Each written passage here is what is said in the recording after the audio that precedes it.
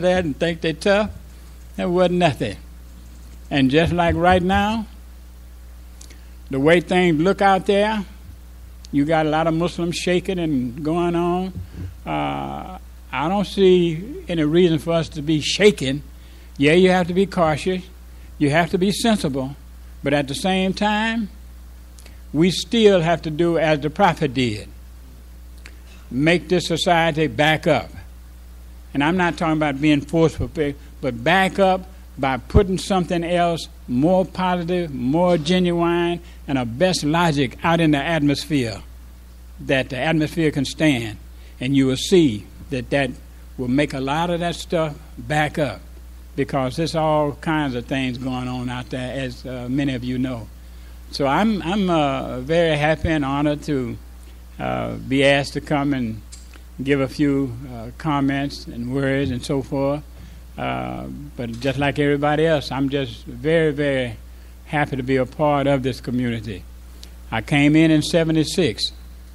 So, of course, we still had some of the NOI trappings, you know, and part of that was my upbringing in the community and living and being able to really compare the life of Islam, al-Islam, with the life of what we have out there, you know. I worked in the prison for about 21 years, went from here to the prison. And being established here is what helped me to hold my ground in the prisons, because you got a lot of sheikhs and scholars and muftis and imams and all of that there. All kinds of ideas. Nation of Islam Silas, 5 Percenters, Moorish Science Temple, Nubian Hebrews, and all of these kinds of folks coming at you, and they think they know everything. And by us having the best teacher on the planet, or the best mind on the planet of Imam W.D. Muhammad, and we pray that Allah will continue to bless our community so that He will continue to get those blessings, and his family and his father and mother. You know, these things, we have to really, really keep that in mind. We have a foundation that's very, very strong.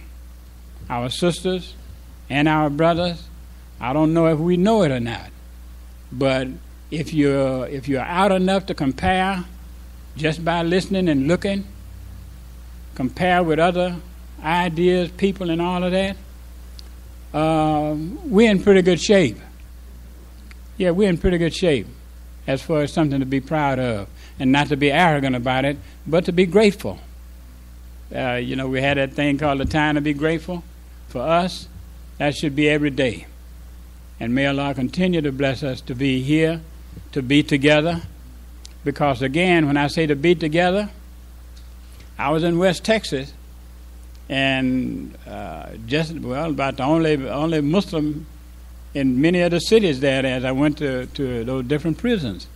But I could connect myself with the masjids in Dallas, Fort Worth, Oklahoma, Louisiana, California, and all of that. And so therefore, that's where my strength was. And with that, I was able to stand. And here I am today. As I've told the brothers, I'm trying to see where I can fit in now. I'm having a little fun doing that. So praise be to Allah for us having this opportunity. And keep in mind, this masjid being built on West African style, West African architecture, that's heavy. That is heavy. Keep that in mind when you get with these other so-called black nationalists and black heavyweights and all of that, and they always talking about Africa and such and all of these kind of things. I'm trying to Delord Parker at the Shape Center.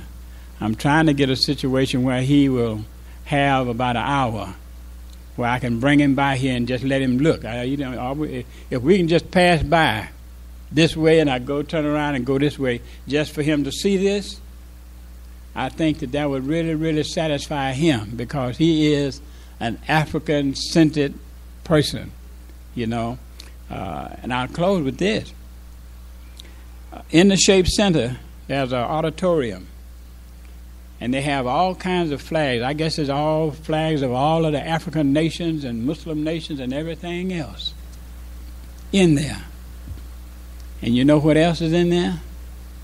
Our flag. Yeah, our flag. I snuck our flag in there. But I didn't have to sneak it in, because I told him, I said, look, well, you know, you got the little one that's 8 by 12 or 8 by 11, and I put that on the wall. But I wasn't satisfied with that. I started asking for, where can we get one of the real ones? So I really got one of the real ones. And it's hanging up with all those other flags. But I went in, I was looking to see what's duplicated here. Here's one, and that's the same. So I asked him, because he'll let me do just about anything I want to do. He's really trying to get me to do more over there than what I'm doing, but my heart is here, and this is where I have to be most of the time, you know. But it's in there. And many people may come and they see it and don't know what it is, but it's there. And that's the spirit that we have to make sure that we try to put that spirit that Allah has blessed us with, put it out there and let it do its thing. Assalamu alaikum.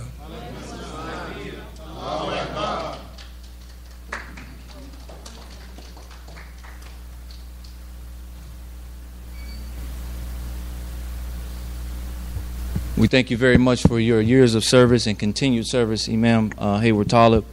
And we'd like to thank all the presenters and for keeping their comments brief. It's very, very tough, especially for us imams, when we get up here, when you start feeling the spirit and you're looking in people's eyes and you're feeling the energy that's out there. It's tough to sit down. That's why we always say in our closing. So our next presenter, I mean, everybody knows who he is. They know his history. I'll just tell him by name, and that's Imam Qasim Ahmed. Takbir.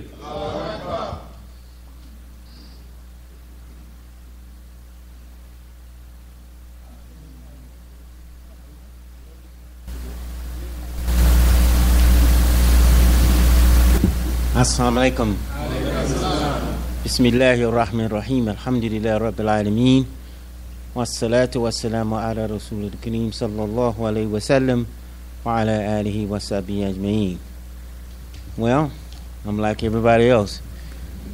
I didn't know I was going to be called up either. But alhamdulillah, I'm going to make my comments brief because I'm looking forward to hearing our visiting Imam Shuaib, Fahim Shuaib, who we have been friends for about 41 years or more. I've been a Muslim since 1969. I've worked very close with the Honorable Elijah Muhammad. I was an honor guard for him. I worked very close with his son, Imam Waruddin Muhammad, and I've worked with almost all of our national leaders. And I also work with Imam Ibrahim Kamaluddin, which this is all about. And that man, as they said, was a giant. He was a giant. Myself, him, and Dr. Nasser Ahmed, whom you know, they used to call us the Trinity when we was in Chicago, because we worked together. And but before working with Imam Kamaluddin, he was a little suspicious of me, because I came from the military into the imamship, and Nasser was Imam Muhammad's personal assistant, and he told Imam Nasser, he said, you know, Qasim got it. He just needs to be polished, you know, so work with him. And we began to work together, and Kamaluddin didn't like it because him and Nasser were very tight. And so I set up some meetings on the west side of Chicago to invite Kamaluddin and Nasser there, and Kamaluddin spoke, Nasser spoke, and then I spoke. And after I spoke, he said, brother, you know what? I was suspicious of you. He said, but man, a guy to talk like that got to be with the chief. I'm your brother. You know. And that was his spirit.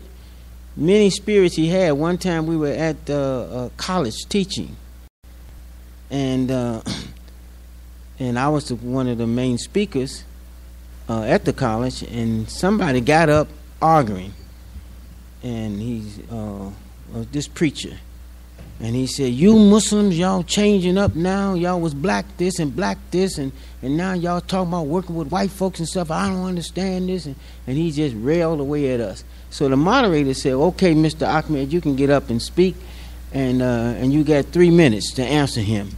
And before I got up and speak, Kamaluddin jumped up. "Hell no! No!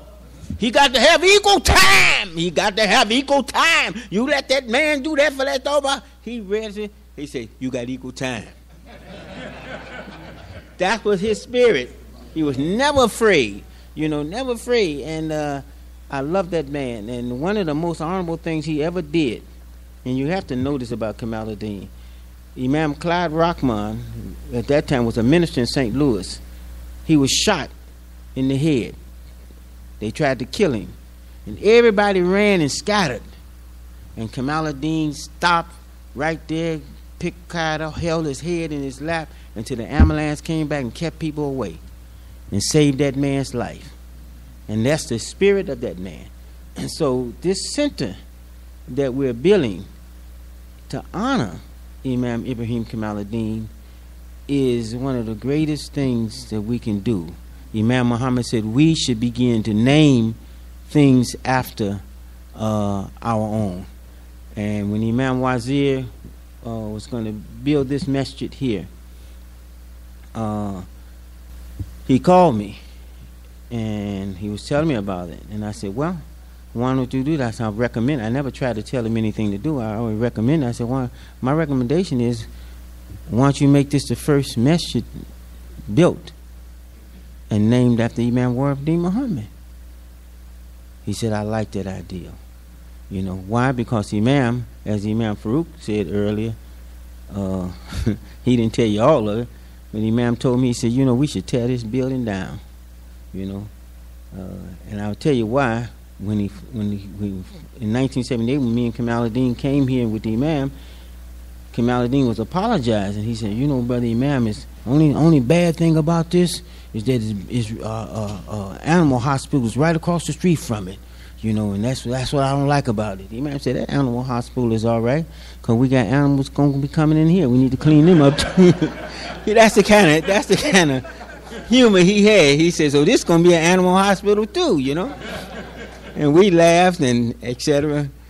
But he said we should tear this down. He said, because this doesn't represent our dress. It shouldn't represent our dress. So I told the staff about it at that time. Boy, they didn't like it, because they don't come from storefronts and etc. Now they got this big, beautiful building, and here it's Qasim Ahmed talking about what the Imam say, tear it down. So I saw the resistance, so I cooled down, and then later on Ike came through and confirmed it, So alhamdulillah, people always ask me, different places, "Brother Imam, what do you think your biggest accomplishment was in Houston, Texas? Then this and that and other." I said, "Well, my biggest accomplishments in Houston, Texas, I believe, was the building of the mind and the strengthening of the youth that you found in Imam Wazir Ali." That's what I told him. I said, you can build physical buildings, you can build structures and etc. But when you can build upon a mind and have that mind build other minds like he is doing, that's the biggest accomplishment. Allahu Akbar. So I say that to say this, I appreciate you all support that you have for Imam Wazir Ali. He's done a dynamic job and is doing a greater job. And I agree with Imam Farouk. When I heard Wazir do a fundraiser and raising money, I said, I told him, I didn't teach you that. That's a natural gift, and many other gifts that he have. And I told him years ago, I said, when you speak in the future and you go to these colleges and things, you're gonna make money. I said the biggest honorarium I got one of these colleges was $1,500. they give Wazir $5,000 for 20 minutes.